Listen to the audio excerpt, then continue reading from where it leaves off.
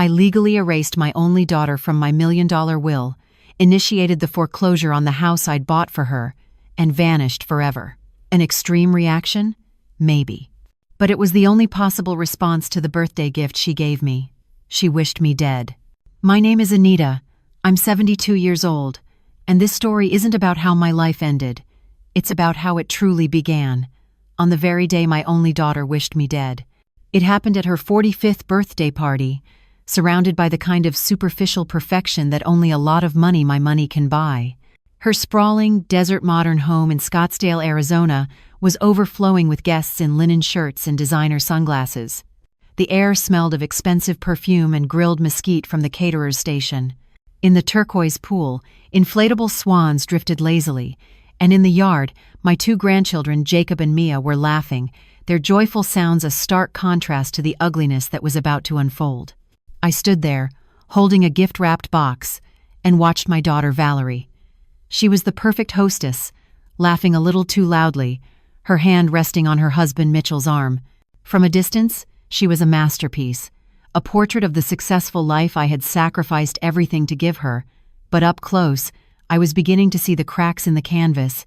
I had arrived an hour earlier, my heart fluttering with the kind of hopeful anticipation that only a mother can feel. In my hands was a beautifully wrapped box containing the brochures and tickets for a 2-week, all-inclusive Alaskan cruise. It was the grandest suite I could afford, with a private balcony perfect for watching glaciers calve into the sea. This wasn't just a gift, it was an olive branch.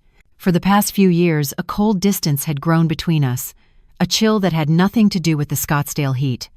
I thought, maybe, this could fix it. Maybe the crisp, clean air of the north could blow away the resentment that had settled between us. I pictured us on that balcony, wrapped in blankets, sipping hot chocolate like we used to, talking for hours. I pictured her turning to me, her eyes sparkling the way they did when she was a little girl, and saying, "Thank you, Mom. This is perfect." I had spent a lifetime chasing that sparkle. When the time came for gifts, I watched as she opened one expensive but impersonal present after another, a designer handbag from Mitchell, a gift certificate for a spa day from her friends. Then, it was my turn. I handed her the box, my hands trembling slightly. "Happy birthday, my love," I said, my voice thick with emotion. She took it, and without even looking at me, began to unwrap it with an air of bored obligation. She pulled out the glossy travel documents, her perfectly sculpted eyebrows knitting together in confusion, then annoyance. "A cruise?" she said, her voice flat. She didn't even look at the destination. "Mom, really? Another thing? Another trip? Is this your way of trying to buy my time?" The words were a physical blow. The guests around us fell into an awkward silence. Mitchell shifted uncomfortably. I felt the blood drain from my face. "Valerie," I stammered. "I thought, you always said you wanted to see Alaska. I just wanted to do something special, just the 2 of us." She let out a short, sarcastic laugh. "Special? Mom, your idea of special is control. It's always been about control. You pay for things so you can feel needed, so you can keep me on a leash." My heart shattered. 40 years of double shifts as a nurse, of saving every penny, of putting her dreams before my own, all of it, in her eyes, was just a transaction for control. Tears welled in my eyes as I whispered, "That's not true. I just love you. What is it you really want from me? Just tell me." And that's when it happened. She looked up from the cruise tickets, her gaze meeting mine. There was no anger in her eyes, no frustration. There was something far worse, pure, cold contempt. In front of her husband, her friends, and just yards away from her own children, she leaned in slightly and said, her voice low but clear, "Honestly, Mom, the only gift I truly want for my birthday is for you to just disappear, for you to just die." The world stopped. The laughter of my grandchildren faded into a dull roar in my ears. The desert sun felt cold. My daughter, my only child, had just unwrapped my heart and thrown it away like trash, wishing for my death as her one true desire. I have to ask, have you ever poured your entire soul into someone only to have them look at you like you are nothing? It's a moment that changes you, right down to your bones. As I stood there, reeling from her words, a horrifying clarity washed over me. The shock of her wish wasn't just about the cruelty of the statement itself. No, the truly terrifying part was the feeling of recognition. It felt familiar. This wasn't some shocking, out-of-character outburst fueled by birthday champagne. It was the final, spoken confirmation of a truth she had already shown me 6 months earlier. This wasn't the first time my daughter had, in her own way, left me for dead. It had been a Tuesday. I remember because I was at her house helping her fold laundry in her enormous, showroom-perfect laundry room, a room bigger than my first apartment. She and Mitch were hosting some important charity dinner that weekend, and as always, she was overwhelmed and I was the solution. I was reaching for a stack of towels when the world suddenly tilted on its axis. A strange, metallic taste filled my mouth, and the vision in my left eye went blurry, like looking through frosted glass. My left arm went numb, tingling with a terrifying pins and needles sensation, before going completely dead, dropping the towels I was holding onto the pristine tile floor. I tried to call her name, Valerie, but what came out was a garbled, slurred sound, the word getting stuck somewhere between my brain and my tongue. Panic, cold and absolute, seized me. I knew the signs. 40 years as a nurse, and I knew exactly what was happening. A stroke. Leaning against the wall for support, my heart hammering against my ribs, I managed to pull my phone from my pocket with my good hand and dial her number. She was just in the other room, but it felt like miles away. She answered on the third ring, her voice clipped and impatient. "Mom, what? I'm on a conference call." I tried to speak, to force the words out. "Thing. Wrong," I managed, the syllables thick and clumsy. "Arm. Can't feel." There was a heavy sigh on the other end of the line. "Mom, for heaven's sake, you sound drunk. You probably just pinched a nerve. You're always so dramatic. Just sit down and drink some water. I have to get back to this call, it's with the caterer." Before I could protest, before I could scream that this was real, she had hung up. The silence that followed was the most terrifying sound I've ever heard. I spent the next 8 hours alone in that house. I managed to stumble to the living room couch, collapsing onto the expensive cushions. I was too scared to move, too scared to fall asleep. Every tick of the ornate grandfather clock in the hall, a housewarming gift from me, felt like a hammer blow counting down the final moments of my life. I lay there, staring at the ceiling, thinking about my own daughter in the next room, so consumed by floral arrangements and seating charts that my potential death was nothing more than an inconvenient interruption. She never once came to check on me. Not once. The next morning it was my neighbor and dear friend Estelle who saved me. She had a key to my apartment for emergencies and had come over after I didn't answer her daily morning call. She found me on my couch, disoriented and weak. The look on her face, pure, unadulterated fear for my well-being, was a stark contrast to my daughter's casual annoyance. Estelle didn't hesitate. She called 911 immediately. At the hospital, the doctor confirmed it was a thanks in advance, a transient ischemic attack. A mini-stroke. "You're incredibly lucky, Anita," the doctor said, his expression grim. "The fact that this resolved on its own is a small miracle, but it's a massive warning sign. Another few minutes, another hour without intervention, and we would be having a very different and permanent conversation." And what was my daughter's response to the news that her mother had nearly suffered a catastrophic stroke, alone, in her own home? It wasn't a panicked phone call. It wasn't a rush to the hospital. It was a single text message that arrived 3 hours later. "Heard you went to the hospital. Estelle said, fine. Talk to you later." That was it. My life, my health, my fear, all of it reduced to a casual, dismissive text. So you see, when Valerie stood in her perfect backyard on her birthday and wished for my death, she wasn't just being cruel, she was being honest.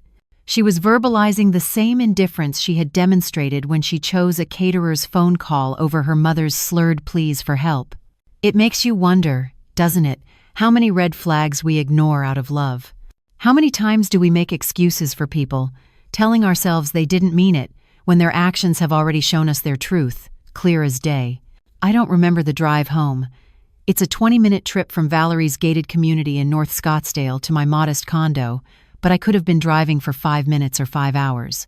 My hands were gripping the steering wheel so tightly my knuckles were white, and the glossy brochure for the Alaskan cruise sat on the passenger seat, its cheerful photos of whales and icebergs feeling like a cruel joke. I pulled into my designated parking spot, the one with the faded white paint, and just sat there for a long time, the engine off, listening to the silence. My condo complex is quiet, clean, filled with other retirees who live on fixed incomes. It's a world away from the sprawling terracotta roofs and perfectly manicured desert landscapes of my daughter's neighborhood. And as I sat there, the silence was filled with the sound of a mental calculator, its gears grinding, its numbers clicking into place with horrifying speed. Her words, "just die," had been the trigger. It was the gunshot that started an avalanche of memories, but this time, they weren't the soft, focused, sentimental memories a mother usually clings to. They were sharp, cold, and they all had dollar signs attached. It started with the house, her house. I remember the day I transferred the down payment, $200,000. I was at the bank, a place I'd always associated with careful saving and responsibility. The teller, a kind young woman, had a look of professional concern on her face. "Mrs. Rodriguez," she'd said gently, "this wire transfer represents a significant portion of your retirement portfolio. Are you absolutely sure?" I remember smiling, a brave, foolish smile, and saying, "It's the best investment I could ever make. It's for my daughter's happiness." What a fool I'd been. I hadn't been investing. I had been liquidating my entire life's work, my security, my future, for a happiness that never included me. Then my thoughts turned to Mitchell, my son-in-law, the man of 1,000 failed dreams. Over the years, he'd become an expert at calling me at just the right moment, his voice a perfect blend of desperation and infectious optimism. There was the $85,000 I'd sunk into his startups. It started with Positively Gourmet, an artisanal organic dog food delivery service. That cost me $30,000. Then there was Cardo Crate, a subscription box for antique map replicas, another $25,000. The last one was some kind of app for rating public park benches, another $30,000 for development. Each time, it was the same story. "Anita, we're on the verge of a breakthrough. We just need a small capital injection to get us over the hump." And each time, I'd go to my safety deposit box, pull out another one of the municipal bonds my late husband Carlos had bought for our old age, and cash it in. I felt a pang of guilt every time, as if I were betraying him. His careful planning, undone by his son-in-law's whims and my inability to say no. The big numbers were suffocating enough, but then the smaller ones started flooding in, 1,000 tiny cuts that had bled me dry over the decades. The $40,000 to pay off Valerie's credit card debt after she graduated from college because she wanted to start fresh. The lavish, storybook wedding I paid for, where the flowers alone cost more than my first car.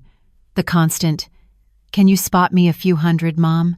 which were never loans, only gifts. The private school tuition for the twins, the orthodontist bills, the emergency room visit when Mitch broke his leg skiing in Aspen on a trip I had funded. I had been their safety net for so long that they no longer saw the net. They just knew they could fall and they always would be caught. I finally got out of the car and walked into my quiet apartment. I looked at the worn armchair where Carlos used to sit, the faded photos on the wall, the simple furniture we'd bought and cherished for decades. It was a home built on love and careful saving. Her home was built on my sacrifice, and in that moment, the grief that had been choking me began to change. It wasn't sadness anymore. It was something harder, colder. It was the sickening, profound realization that I had not been a mother providing for her child. I had been a resource being depleted, an asset being leveraged, an open-ended checking account. And my daughter's birthday wish was simply her way of telling me the account was no longer needed, and its holder was now an inconvenience. It's a strange and terrible accounting, isn't it, when you're forced to put a price on your love? But I was starting to realize that for them, it always had a price. I just had been the only one paying it. That night, sleep was an impossibility. I sat in the worn floral armchair my husband Carlos and I had bought 30 years ago, the fabric soft and familiar against my skin. The silence of my small condo was a heavy blanket, broken only by the hum of the refrigerator. For hours, I did what any mother in my position would do. I grieved. I pulled out the old photo albums, the pages worn thin from years of loving hands. There was Valerie as a baby, all gummy smiles and bright, innocent eyes. There she was on her first day of school, her backpack almost bigger than she was, waving bravely. Her high school graduation, her face alight with promise. I touched each photo, tracing the features of the child I knew, the daughter I had adored, and I cried. I cried with the deep, gut-wrenching sobs of a woman mourning a death, but the person I was mourning was still alive, living just a few miles away in a house I paid for. "Where did you go?" I whispered into the darkness. Where did my little girl go? But as the hours ticked by, something began to shift inside me.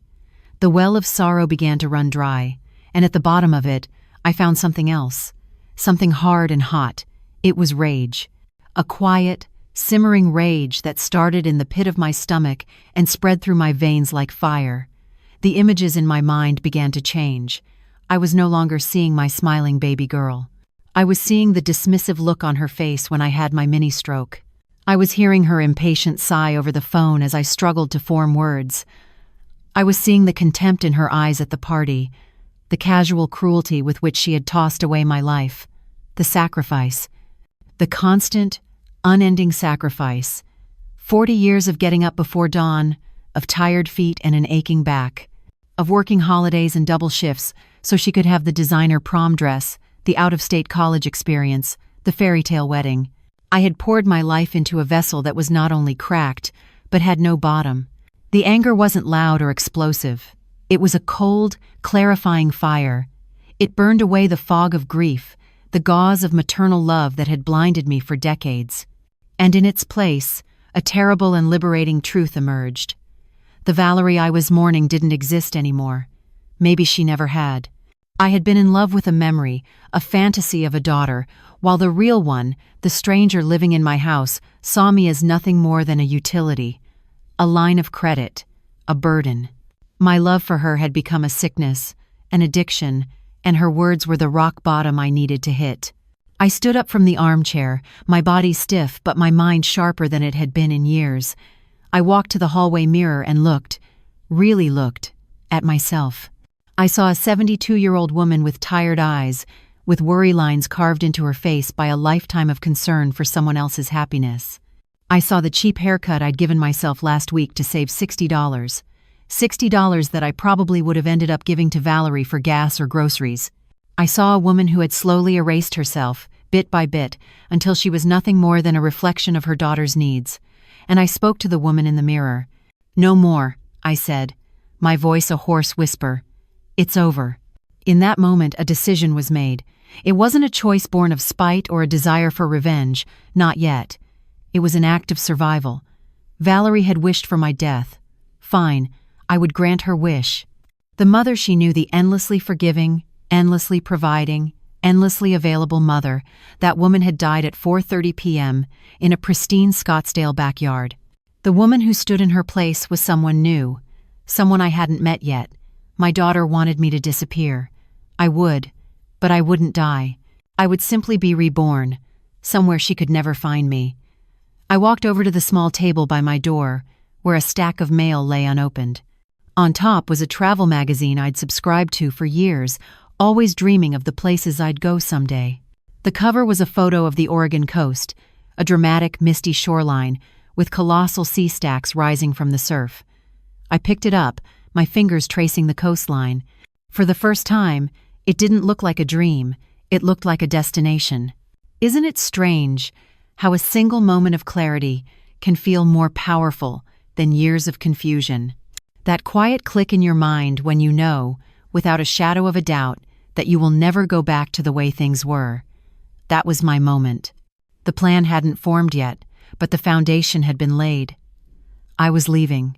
The next morning, I woke up not to the familiar heavy weight of grief, but to the cold, sharp clarity of purpose. The decision I'd made in the darkness of my living room felt even more solid in the bright, unforgiving light of the Arizona Sunday. For 45 years, my first thought upon waking had been about Valerie. Was she happy? Was she healthy? What did she need from me today? But on this morning, for the first time, my first thought was about myself. What did I need to do today? The answer was immediate. I needed a plan, and I needed an ally. I walked over to the old roll-top desk my husband Carlos had loved so much, its wood still smelling faintly of his pipe tobacco. In a dusty, forgotten drawer, beneath old tax returns and birthday cards, I found what I was looking for, a small cream-colored box of business cards. I flipped through them until I found the one I wanted. It was printed in simple, elegant black ink. Lawrence Hayes, attorney at law. Lawrence had been more than just our estate planner.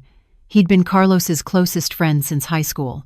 He had been a witness to my entire life. Our marriage, Valerie's birth, my sacrifices. If anyone would understand, it would be him. My hand was steady as I picked up the phone and dialed the number. Mr. Hayes's office, a polite voice answered. "Yes," I said, my own voice sounding unfamiliar, firmer.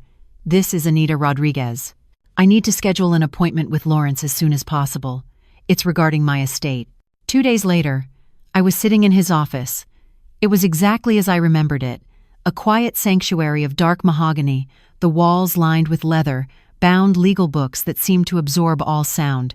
The air smelled of old paper and quiet dignity. On his desk, next to a photo of his own grandchildren, was a small framed picture of him and Carlos on a fishing trip decades ago, both of them young and grinning, holding up a ridiculously small fish. The sight of it gave me a pang of sorrow, but also a surge of strength. Lawrence greeted me with a warm, familiar hug.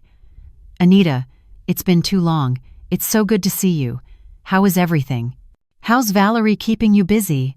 His kind, simple question was the opening I needed. I sat down in the large leather chair opposite his desk, folded my hands in my lap, and took a deep breath. I didn't cry. I didn't raise my voice. I simply told him everything, laying out the facts like a prosecutor presenting her opening statement. I started with the numbers, the $200,000 for the house, the $85,000 for the failed businesses, the decades of endless financial support. Then I told him about the mini-stroke, my slurred words on the phone, my daughter's casual dismissal, the terrifying night I spent alone in her house. And finally, I told him about the birthday party. I told him the exact words Valerie had said. As I spoke, I watched the expression on Lawrence's face change. The friendly smile faded, replaced by a deep frown of concern. He took off his glasses, rubbing the bridge of his nose as if in pain. When I finished, he was silent for a full minute, his gaze distant. Finally, he looked at me, his eyes filled with a profound sadness and a quiet, simmering anger on my behalf. "My God, Anita," he said, his voice low. "Carlos always said you were a saint for everything you did for that girl. I am so deeply sorry you were treated that way. That is unforgivable." His validation, the simple act of being heard and believed, was like a dam breaking inside me. I hadn't realized how much I needed it. "That's why I'm here, Lawrence," I said, my voice unwavering. "I'm not here for sympathy. I'm here for a strategy. My daughter wished me dead. So, in a way, I am going to honor that. The mother she knew, the woman she used as a personal bank, is gone. She died at that party. I need your help to make her death legal and binding. I want to sever every financial tie, rewrite every document, and erase myself from the life I built for her. I want to disappear." Lawrence leaned forward, his friendly demeanor gone, replaced by the sharp, focused look of the lawyer I knew he was. "All right, Anita," he said, pulling a fresh legal pad towards him. "Then let's get to work. Let's start with your will. It's a powerful feeling, isn't it, to walk into a room as a victim and realize you have the power to walk out as the architect of your own future. For the first time in a very long time, I wasn't just a mother, I was a client, and I was ready to build my case." Lawrence nodded, his face a mask of professional seriousness, but I could see the glint of a strategist in his eyes. He swiveled in his large leather chair and typed a few commands into his computer. A document appeared on the large monitor. He turned to face me. "Here it is," he said. "Your current last will and testament, drafted 10 years ago." He pointed to a paragraph on the screen. I didn't need to read it. I knew the words by heart because I had helped him write them. "To my beloved daughter, Valerie, I bequeath my entire worldly estate, with all my love and hope for her continued happiness." My own words, once a declaration of love, now read like a cruel punchline.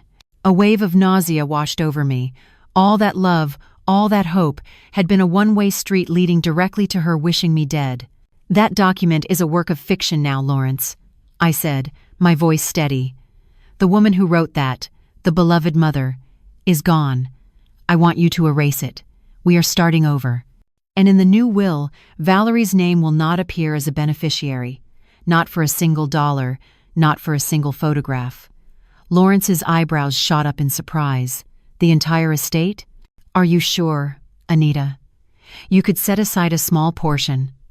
"No," I interrupted, with a finality that surprised even myself. "This is not a negotiation. It's a consequence." "All right," he said, turning back to his legal pad. "So, if not Valerie, then who? A charity? A foundation?" This was the moment. This was the decision that separated this act from one of pure revenge into one of preservation. "My grandchildren," I said. "Jacob and Mia. Everything goes to them." I saw a flicker of relief in Lawrence's eyes. He saw it too, that this wasn't just about burning bridges, but about building a new one to the future, to the only innocent parties in this entire mess. "But," I continued, holding up a hand, "it will not go to them directly. It will go into an irrevocable trust. And that trust will have rules. Strict rules. My biggest failure as a mother wasn't that I gave my daughter too much money. It was that I gave it to her without teaching her its value. I turned her into a person of entitlement, not a person of substance. I will not let my life savings, my legacy, create a third generation of dependency. This money must be a tool for them to build their own lives, not a cushion to soften their falls." For the next hour, we became architects. Lawrence handled the legal structure, and I provided the moral framework. First, we drafted the most important clause. Under no circumstances were Valerie or Mitchell to have any access to, or control over, the funds. They were explicitly named as excluded parties. Second, the grandchildren could not touch the principal of their inheritance, a total of $915,000, until they each reached the age of 25. But even then, the money wasn't free. To unlock their share, they had to provide proof of completing one of three things: a 4-year college degree, a 2-year associate's degree from a community college, or a full certification from an accredited trade school. "I don't care if they become a doctor or a plumber," I told Lawrence, "but they will learn the dignity of finishing what they start and the value of a skill." And then, the final condition, the one that was most important to me. "Before a single check is cut," I said, "they must each complete a certified course on personal financial literacy and present the certificate to the trustee. They will learn about compound interest, the dangers of debt, and the importance of saving. It's the lesson I failed to teach their mother. I will not fail them too." Lawrence stopped writing and looked at me, a slow smile spreading across his face. "Anita," he said with genuine admiration, "this is more than a will. It's a life lesson. It's a roadmap. You're not just leaving them your money. You're leaving them your wisdom, forged in the hardest way possible." He printed out the new trust and will documents. They felt heavy in my hands, the pages filled with dense legal language that all boiled down to a single simple message: "I love you, but you will earn this." As I picked up the heavy fountain pen to sign, I felt a sense of profound peace.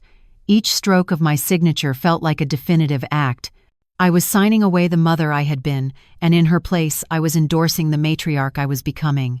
A woman who protected her legacy, who demanded responsibility, and who understood the difference between helping and enabling.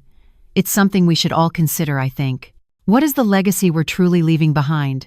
Is it just the contents of our bank accounts, or is it the values we instill in the people who come after us? That day, I made my choice. My legacy would not be one of blind sacrifice, but of earned strength. After the trust documents were signed and notarized, a quiet, determined calm settled in Lawrence's office. I felt as though the heaviest piece of emotional armor had been forged and put into place. But Lawrence, ever the thorough strategist, was already moving on to the next phase.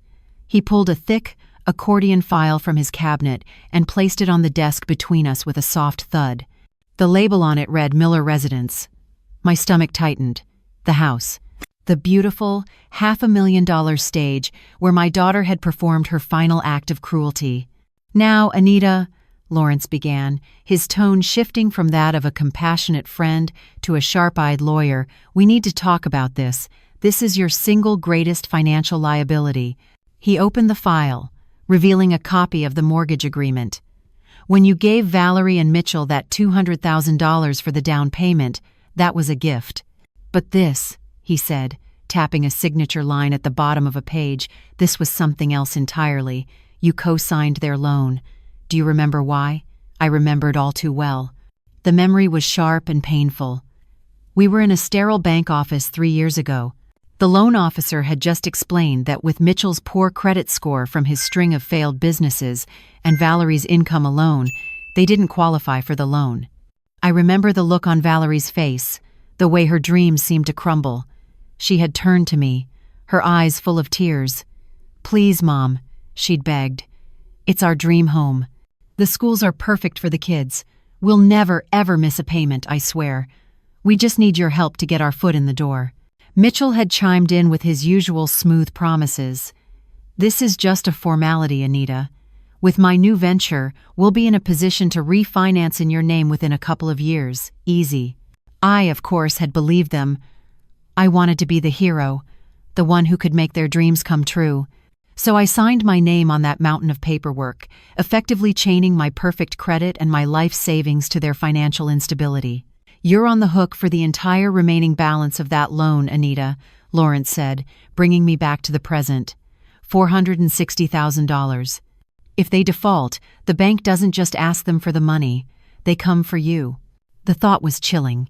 My entire retirement, everything Carlos and I had worked for, was being held hostage by my daughter's whims and my son-in-law's incompetence. "So what do we do?" I asked. "I want my name off of it. I want nothing to do with that house." "We can't just erase your signature," Lawrence explained, "but we can light a fire under the bank's legal department. We are going to make you a liability they can no longer afford to ignore." The strategy he laid out was brilliant in its subtlety. It wasn't aggressive, it was corporate. We wouldn't be sending a tearful, angry letter. We would be sending a cold, professional notification. He began to dictate the letter's contents as he typed. "We will formally notify the bank's underwriting department of a material change in financial circumstances. We will state that due to personal and unforeseen events, you are officially retracting any and all future financial support for the primary borrowers, Valerie and Mitchell Miller. Furthermore, you are formally requesting to begin the process of being released as a co-guarantor on the loan." He looked up at me. "To a bank, that letter is a 5-alarm fire. It tells them that the financial safety net they approved the loan based upon is gone." He explained that the bank, to protect its investment, would almost certainly force Valerie and Mitchell to refinance the mortgage based solely on their own income and credit. We both knew they couldn't possibly qualify. We weren't evicting them. We were simply removing the stilts I had built that were holding their house in the air and letting gravity do the rest. A grim smile touched my lips. It was perfect. It was an impersonal, professional move that would have devastating personal consequences. Valerie couldn't scream that I was being vindictive. I was simply being a responsible steward of my own finances. Lawrence printed the letter on his official letterhead. As I signed my name at the bottom, I thought about all the times I had been in that house and felt like an outsider, a guest who had overstayed her welcome. I thought about the spot in the yard where my heart had been broken. "That house was never a home for me," I said quietly. "It was just a very expensive monument to my own foolishness." It's a dangerous and blurry line we walk when mixing family with finances, isn't it? We sign things out of love, thinking we're providing a foundation, when really, we might just be building a cage for ourselves. Signing that letter wasn't about tearing their house down. It was about finally unlocking my cage. Leaving Lawrence's office that day, I felt like a general who had just finalized her battle plans. The legal bombs were set, the timers ticking. Now, all that was left was for me to get out of the blast zone before the detonation. My quiet condo, once a sanctuary, now felt like a temporary hiding place I needed to evacuate. The 3 weeks that followed were a whirlwind of quiet, methodical dismantling. I was taking apart a life I had spent over 40 years building, piece by painful piece. I hired an estate sale company, and a pair of briskly efficient women came in and began tagging every item with a price. My marital bed, the dining table where Valerie had taken her first steps, the collection of ceramic birds I had treasured, all reduced to a sticker price for strangers to haggle over. It was a brutal but necessary purge. With each item I sorted, I was forced to confront a memory. I found a box of Valerie's childhood drawings, the paper yellowed with age. My first instinct was to save them, to pack them away. But then I stopped. The woman who had drawn these pictures was gone. The mother who had saved them needed to be, too. With a deep breath, I placed the box on the pile for the estate sale. This wasn't just about leaving a place. It was about leaving a role. I was amputating the parts of my past that were keeping me tethered to the pain. The only things I packed were 2 suitcases filled with the essentials: clothes, my most precious photos of Carlos, my nursing degree, and the files from Lawrence's office. During this time, my only confidant was Estelle. One evening, amidst the boxes and emotional debris, I sat her down in my half-empty living room and told her everything. I told her about the birthday wish, the mini-stroke, the years of financial drainage, and my plan to disappear. She listened intently, her teacup poised in her hand, her expression growing more thunderous with each detail. When I finished, she didn't offer pity. She offered something better: righteous fury. "Good for you, Anita," she said, her voice sharp. "It is about damn time. I have watched that girl treat you like a personal concierge in ATM for years. She is finally going to learn that actions have consequences." Her unwavering support was the final piece of strength I needed. She readily agreed to play her part in my departure, a co-conspirator in my great escape. The last night in my condo was surreal. The estate sale was over, and the rooms were cavernously empty, my footsteps echoing on the bare floors. I ordered a pizza and ate it sitting on the carpet, looking out my window at the familiar silhouette of the McDowell Mountains against the twilight sky. There was a moment of panic, a flicker of, what in God's name am I doing? I was 72 years old, and I was about to become voluntarily homeless, a refugee from my own life. But the fear was quickly replaced by a surge of adrenaline. I wasn't running from something, I was running to something, to the misty green coastline of Oregon, to a place where no one knew me as Valerie's mother, to a place where I could simply be Anita. The taxi arrived at 4 a.m, a pair of solitary headlights cutting through the pre-dawn darkness. Estelle was there, wrapped in her robe, to see me off. I handed her a spare key and a thick, sealed manila envelope. "Wait until Wednesday morning," I instructed her. "Call her first. When she doesn't answer, use the key. Leave this on the kitchen counter where she can't miss it." She squeezed my hand, her eyes shining. "Give 'em hell, Anita," she whispered. As the taxi pulled away, I took one last look at the life I was leaving behind. There was no sadness, only a profound sense of finality. An hour later, I was at Phoenix Sky Harbor Airport, just another anonymous traveler in a sea of faces. As the plane to Portland taxied down the runway and lifted into the air, I looked out the window. The glittering grid of Scottsdale and Phoenix spread out below me, a vast constellation of lights.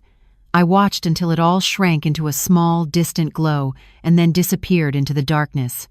And as it did, I felt the chains of my old life, rusted and heavy, finally fall away. I was terrified, yes, but more than that, I was free. Have you ever dreamed of a clean slate? Of a chance to start over where nobody knows your history, and your future is a complete unwritten page? It's a powerful fantasy, but as the plane banked north towards the coast, I felt the thrill of knowing, for the first time in my life, I was making it my reality. For 3 days, I lived in a state of surreal peace. I had found a small, furnished cottage for rent in Cannon Beach, with a window that looked out over the moody, magnificent Pacific Ocean. I spent my time walking on the damp sand, breathing in the salty air that was so clean it felt like it was scrubbing my lungs, and drinking coffee in quiet little cafes. I didn't speak to anyone, and no one knew my story. I was just Anita, a new resident. While I was wrapping myself in this newfound tranquility, I knew that back in the Arizona desert, the storm I had so carefully engineered was about to break. It was Wednesday morning. It was showtime. I can picture it all perfectly because Estelle and I had rehearsed it like a play. At precisely 9 a.m, Estelle made the first call. She would have sounded slightly flustered, the way a concerned neighbor should. "Valerie, dear, "It's Estelle from next door," she'd have said. "I'm sorry to bother you, but I haven't seen your mother for a couple of days. Her car is gone and she's not answering her phone. I was just wondering if she was staying with you." I can hear Valerie's impatient sigh through the phone. "Honestly, Estelle, she's a grown woman. She's probably at a casino or something. She does this for attention. I'm sure she's fine." Click. An hour later, Estelle made the second call, her voice now filled with practiced panic. "Valerie, I'm serious. I have a bad feeling. I knocked, and there was no answer. I'm going to use the emergency key she gave me to check on her. I'm worried she might have fallen." Then, 10 minutes after that, the final, frantic call. "Valerie, you need to get over here. Now. Something is very wrong. I'm inside her apartment, and it's empty. Everything is gone." I imagine Valerie's drive over to my condo complex, filled with irritation. She'd be angry at the interruption to her day, annoyed at what she assumed was just another one of my dramatic episodes. She probably expected to find me sitting in an empty room, waiting for her to rush in and ask what was wrong, but that's not what she found. When Estelle let her in, she was met with an unnerving, echoing silence. The rooms were not just empty of my presence, they were empty of my life. The faint outlines in the dust on the walls where pictures used to hang, the indentations in the carpet where my furniture had sat for 20 years. This wasn't a cry for attention. This was an erasure. And then she would have seen it.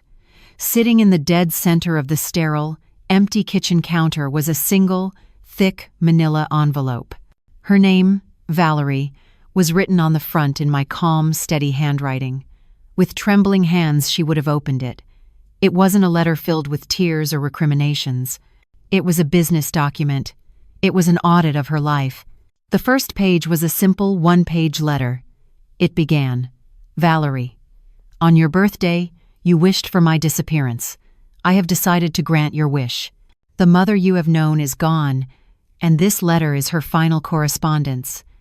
The pages that followed were not emotional prose.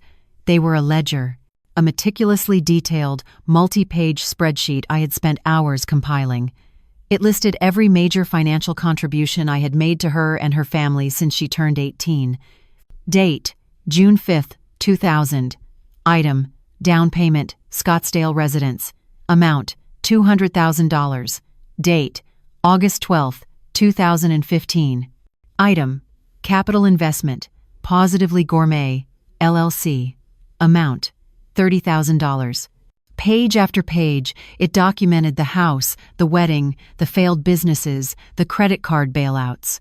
After the ledger came the final, devastating section. Enclosed, she would have read, are courtesy copies of legal documents filed by my attorney on my behalf this week. They include my revised last will and testament, which bequeaths my entire estate to a trust for the benefit of my grandchildren, and from which you and your husband are permanently excluded. You will also find a copy of the formal notification sent to your mortgage lender regarding the material change in my financial relationship with you. The letter ended with a single paragraph. Your life is now your own, unburdened by my presence or my money. I truly hope the freedom you so desperately wanted is worth the price.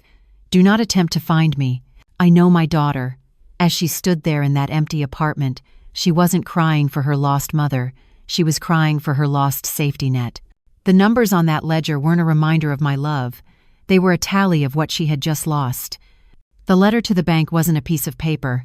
It was a demolition notice for the foundation of her entire world.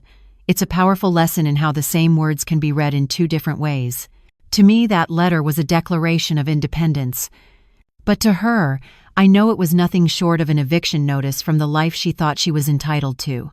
The first 2 weeks in Oregon were a breath of fresh air I hadn't realized I was suffocating for. I found a small walking group of other retirees. I discovered a bookstore with a comfortable armchair and a friendly cat, and I spent hours just watching the relentless, powerful rhythm of the ocean tides. I had kept my old phone, tucked away in a drawer for emergencies, but I hadn't turned it on. I was in a self-imposed blissful quarantine from my old life, but I knew it couldn't last.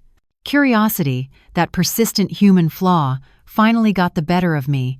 One rainy afternoon, I plugged the phone in and turned it on. The resulting explosion of notifications felt like a digital assault. There were 67 missed calls and over 100 text messages. The messages, when read chronologically, told a fascinating and predictable story of my daughter's unraveling.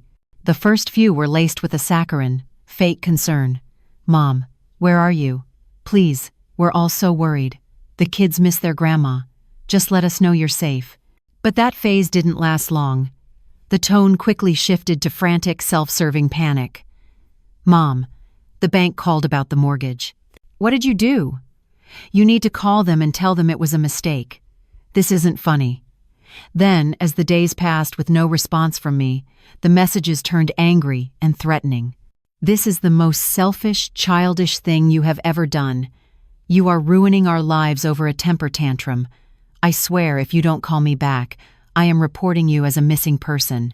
A quick call to Lawrence confirmed she had tried to make good on that threat. She filed a report. "All right," Lawrence told me, a weary amusement in his voice. The Scottsdale PD paid a visit to her house.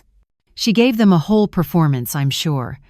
But when they contacted me, I provided them with a copy of your letter and my own affidavit confirming your sound state of mind and your deliberate choice to relocate.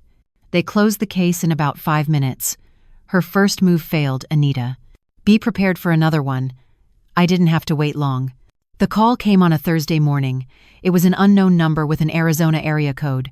My first instinct was to ignore it, but a feeling in my gut told me to answer. The voice on the other end was calm, professional, and utterly chilling. "Am I speaking with Mrs. Anita Rodriguez?" a woman asked. "Yes, this is she," I replied. "Mrs.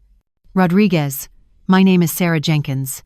I'm a case manager with the Arizona Department of Adult Protective Services." My blood went cold. I sat down heavily on the edge of my bed. Adult Protective Services. Those are words that strike fear into the heart of any senior citizen. "We've received a formal report of concern from your daughter, Valerie Miller," Miss Jenkins continued, her voice neutral but carrying the weight of official procedure. "In her report, she alleges that you may be a vulnerable adult at risk. She has cited a pattern of recent behavior including the sudden liquidation of assets, social isolation, and an abrupt, unplanned relocation as potential indicators of cognitive decline or early-stage dementia." I felt the air leave my lungs. Dementia. She had actually done it. This was her checkmate move. This was no longer a family squabble. This was an attempt to have me legally declared insane. She wasn't just trying to get the money back, she was trying to take my mind, my credibility, my very personhood away from me. It was a new, breathtaking level of betrayal. It was an act of profound evil. I took a deep, steadying breath, the icy calm of pure rage settling over me. I would not let my voice tremble. I would not give her the satisfaction. "Miss Jenkins," I said, my tone as level and professional as hers. "I can assure you I am in perfect mental and physical health. What my daughter has filed is not a report of concern. It is a fraudulent and malicious report filed in retaliation for my recent decision to establish firm financial and personal boundaries with her. It is an attempt to regain control over assets that I have legally, and of my own free will, chosen to redirect." I could hear the faint sound of typing on the other end of the line. "I am more than willing," I continued, "to submit to a full and comprehensive medical and psychological evaluation by a neutral, third-party physician here in Oregon or at the nearest American consulate. I have absolutely nothing to hide." After hanging up, I stared out the window at the peaceful ocean, but I couldn't see it. All I could see was my daughter's face, twisted not in anger, but in a mask of feigned concern as she lied to a government official, trying to steal my mind on paper. She hadn't just wished me dead. She was now trying to kill the person I was, to turn me into a legal ghost whose strings she could pull. It is a truly dark corner of the human heart where one can decide that if they cannot control you, they will have you condemned as crazy. How do you possibly fight a war when your opponent's main weapon is telling the world that you're not even sane enough to know you're in a battle? This was no longer about my money. This was a fight for my soul. My hands were shaking when I hung up the phone with the social worker, but it wasn't from fear or weakness. It was from a rage so pure and cold it felt like ice crystallizing in my veins. My daughter had crossed the final line. This was no longer a personal tragedy, it was a legal assault.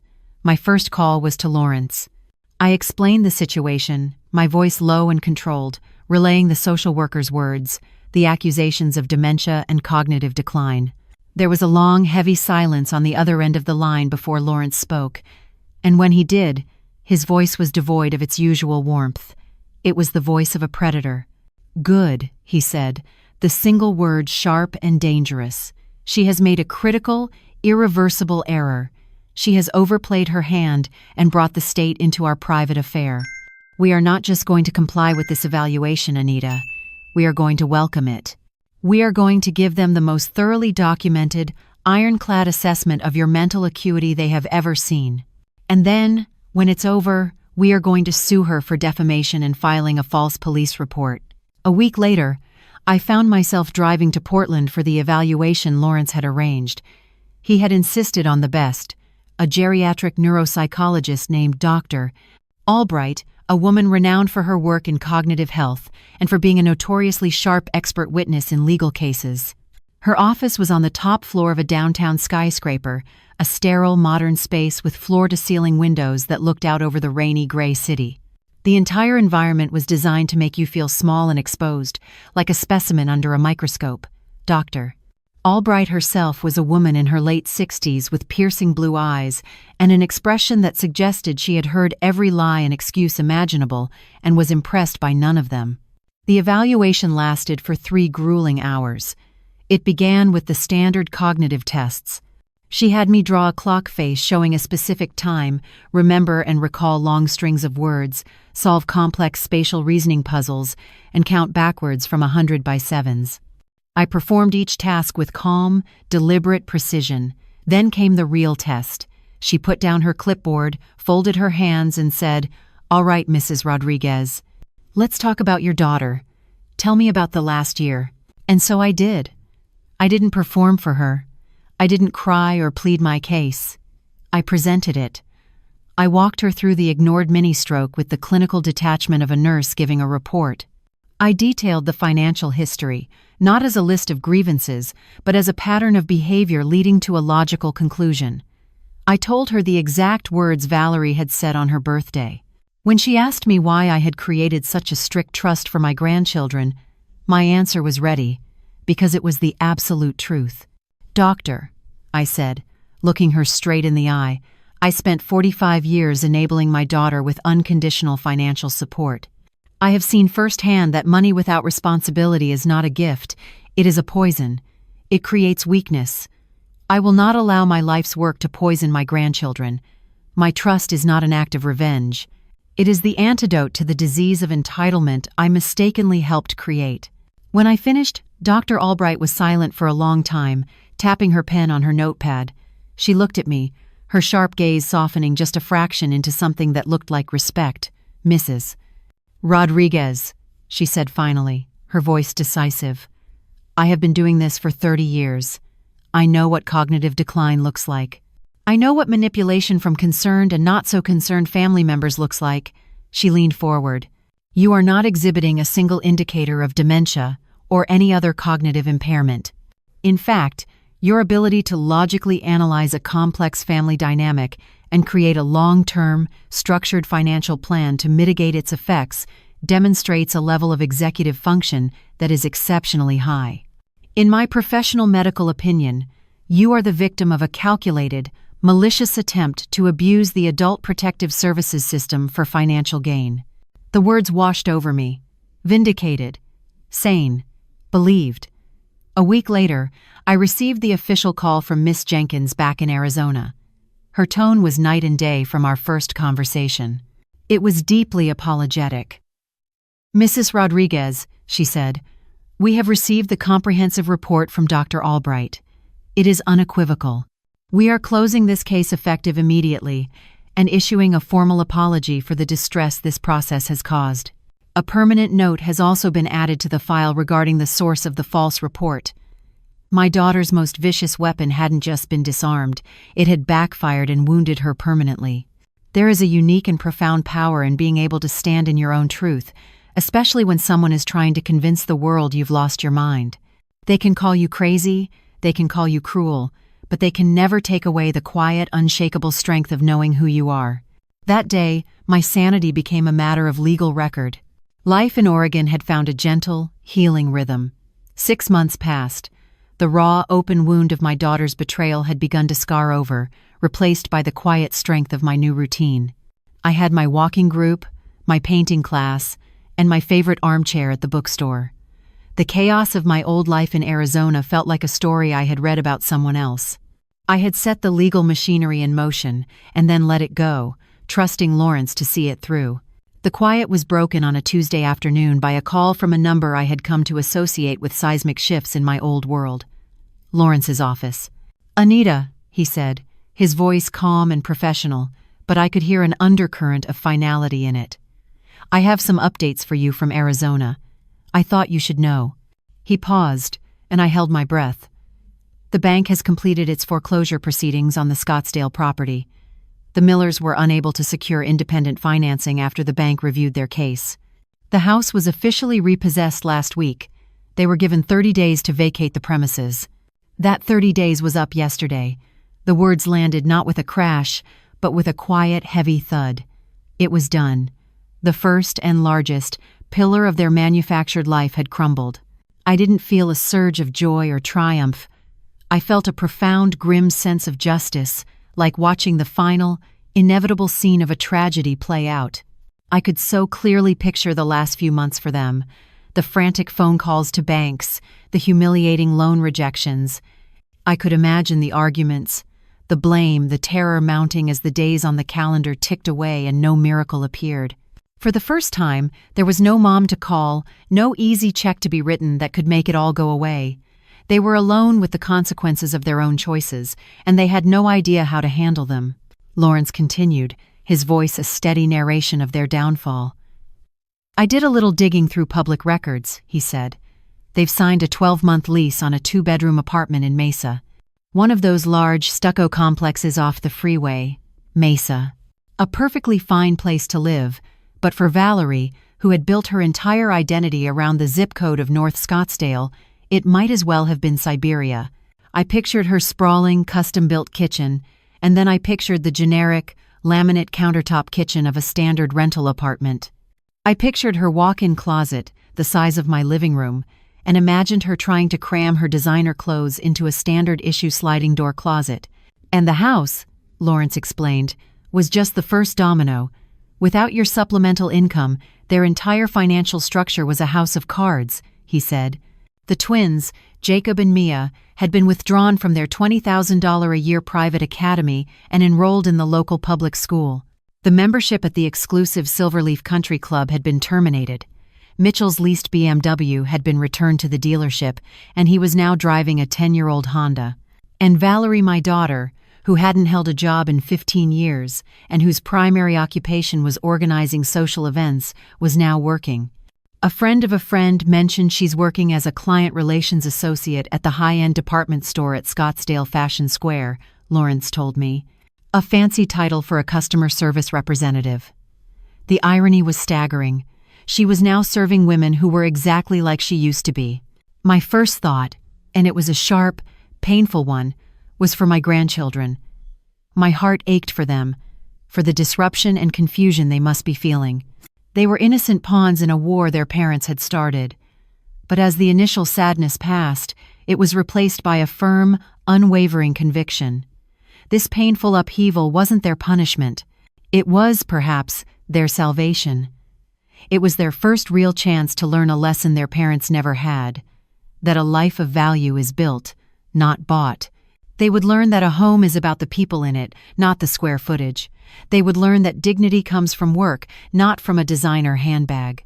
In losing their house, they were being given a chance to find a real home, one built on reality instead of a foundation of lies and my retirement savings.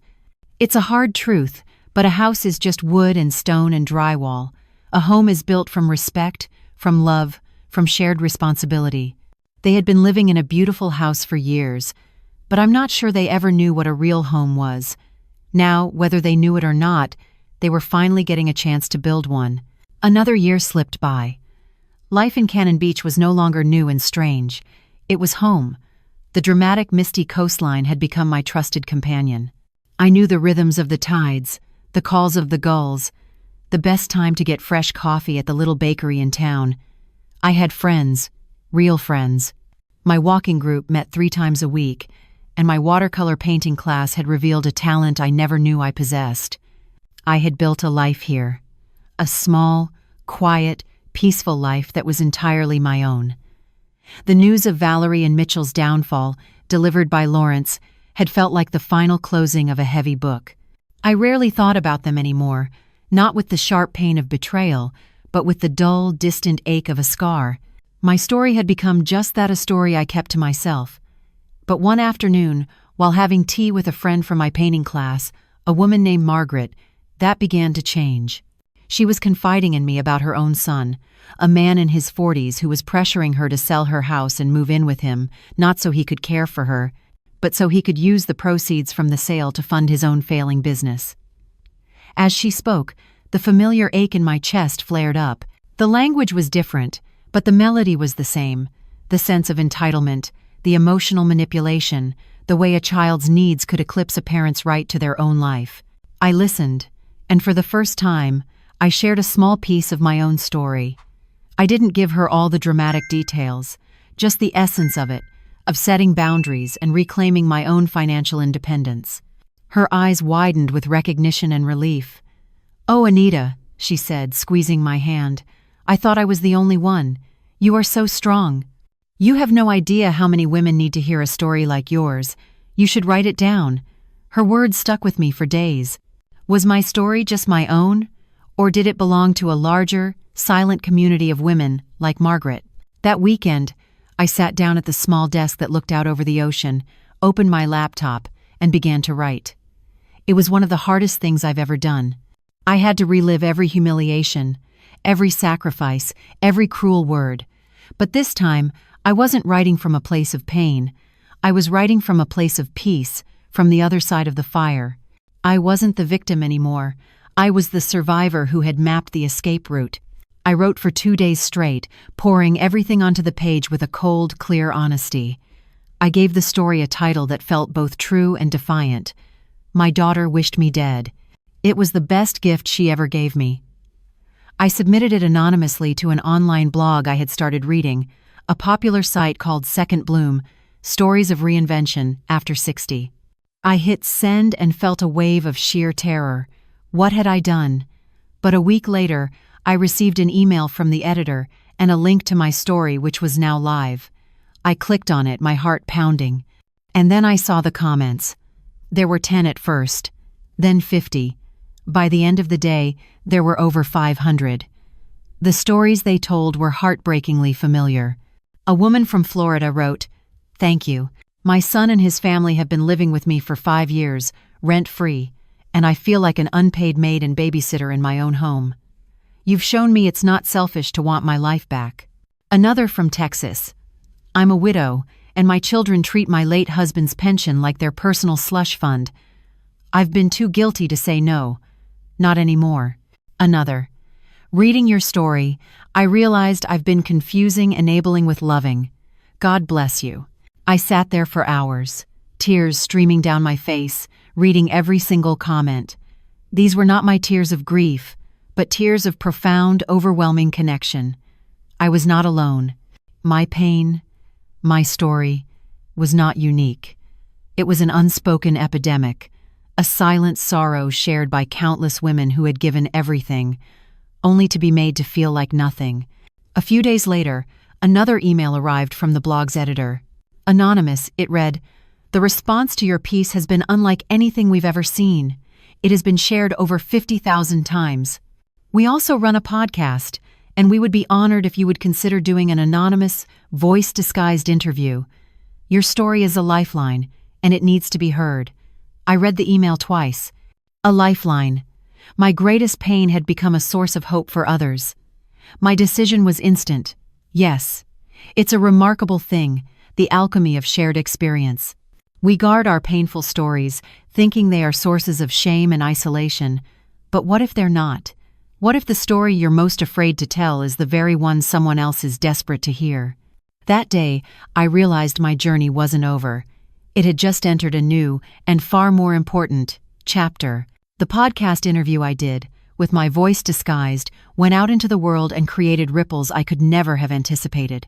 My inbox, managed through a new anonymous email address, became a confessional. Women from all over the country, from all walks of life, poured out their stories of being used, manipulated, and made to feel invisible by the very children they had dedicated their lives to. I spent my mornings answering them, not as an expert but as a fellow traveler, offering the simple validation of being heard. My pain had been transmuted into a purpose, and I felt a sense of quiet fulfillment that was more valuable than any bank statement. I believed the story was over, that all the accounts had been settled. I was wrong. The universe had one last, astonishing invoice to deliver. The call came from Lawrence on a crisp autumn afternoon. "Anita," he said, and I could hear an unfamiliar smile in his voice. "I have some financial news you're going to want to hear. Are you sitting down?" I settled into my armchair, looking out at the gray waves of the Pacific. "I'm sitting, Lawrence. What is it?" "It's about the final disposition of the Scottsdale assets," he said. "Specifically, the house and your old condo." He explained that after the foreclosure, the bank had put Valerie's former home up for auction. And because the Scottsdale real estate market had been booming, it had sold for significantly more than the outstanding mortgage balance. "Now," he continued, getting to the heart of the matter, "normally that surplus would go to the previous owners. However, I filed a lien against the property on your behalf. I argued that as the co-signer who provided 100% of the initial down payment, and who, if you'll recall, also covered 3 months of their mortgage payments a few years ago when Mitchell's last venture collapsed, you were a primary secured investor. I argued that you should be made whole before they saw a penny."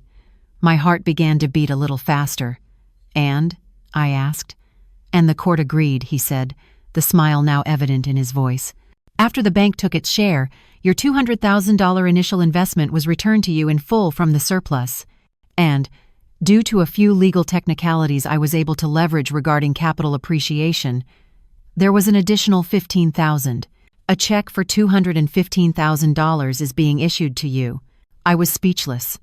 The money I had written off, the money that represented the single greatest financial mistake of my life, had come back to me. It was like a ghost walking through the door, not to haunt me, but to hand me a bag of gold. "Wait, Lawrence," he said, before I could even process it. "There's more. The sale of your old condo officially closed last week.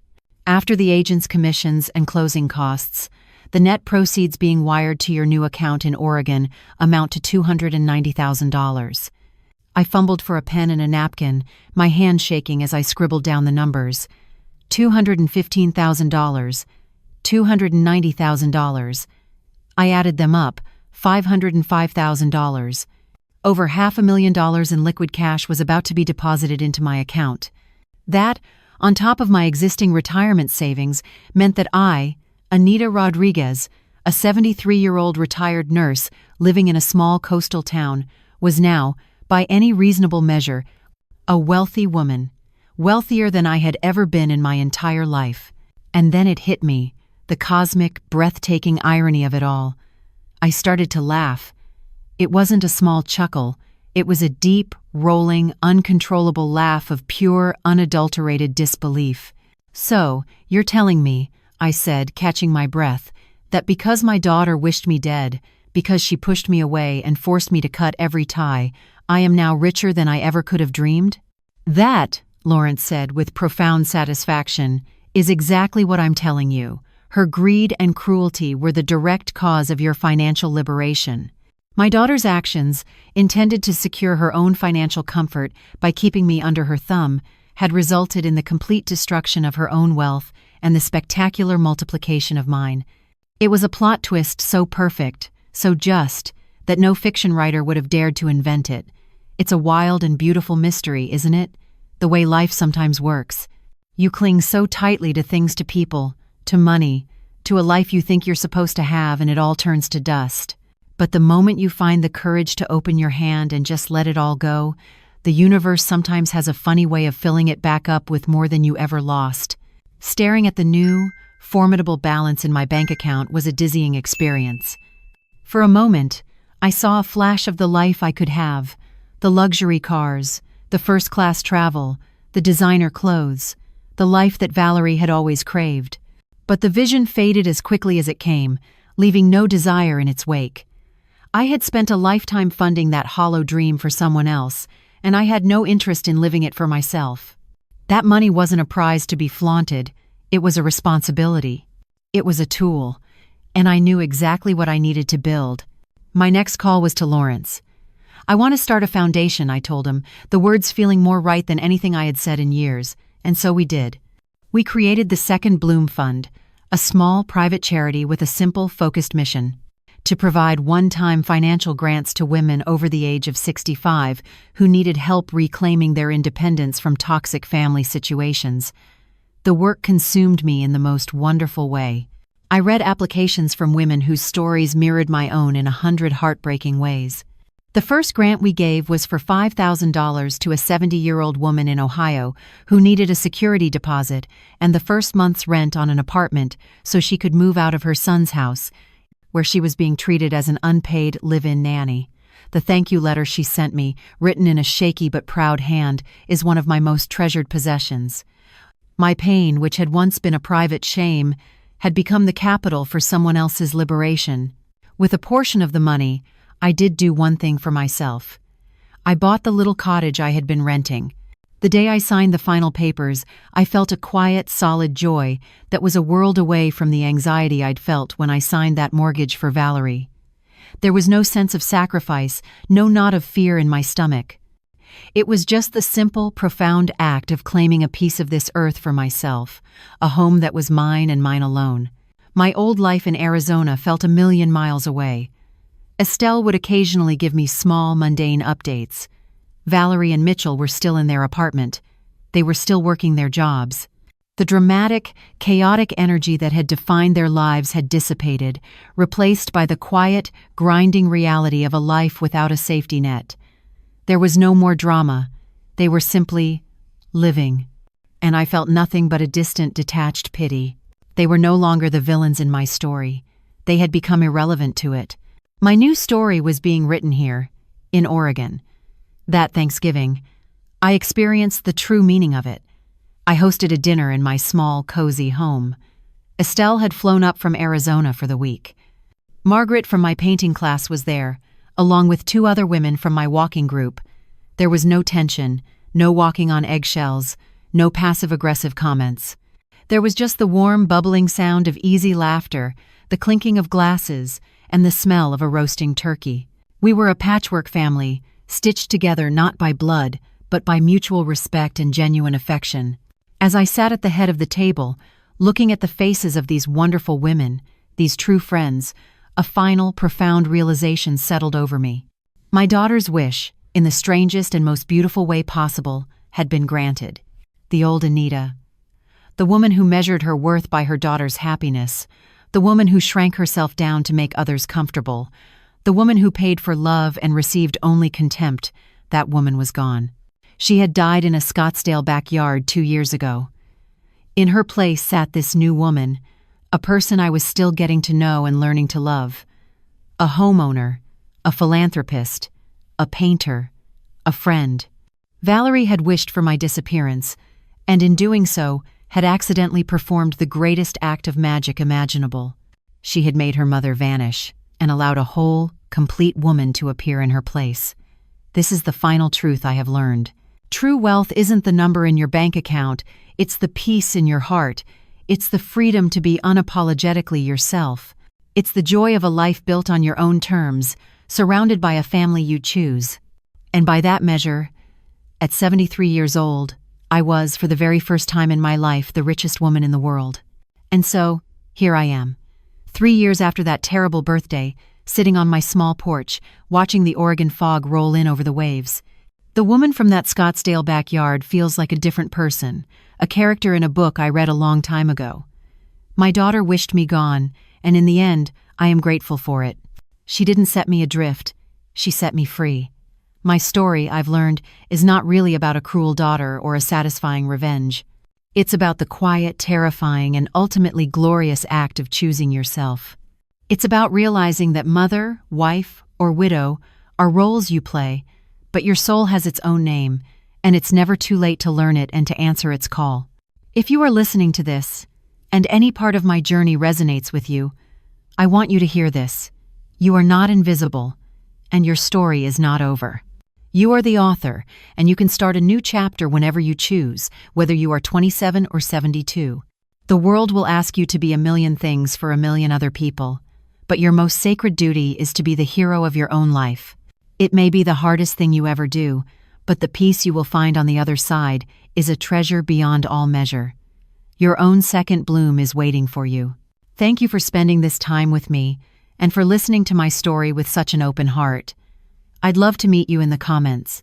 Let me know what city you're listening from and what this story made you feel. This channel is a place for us to share and connect, and if you'd like to support this community, you can do so by sending a super thanks. Every bit of support helps me to keep bringing these stories to light. On the screen now, you can see 2 more stories of transformation that I highly recommend. If you haven't already, please subscribe so we can meet again. Until next time, be kind to yourself. You are worth it, with love and respect.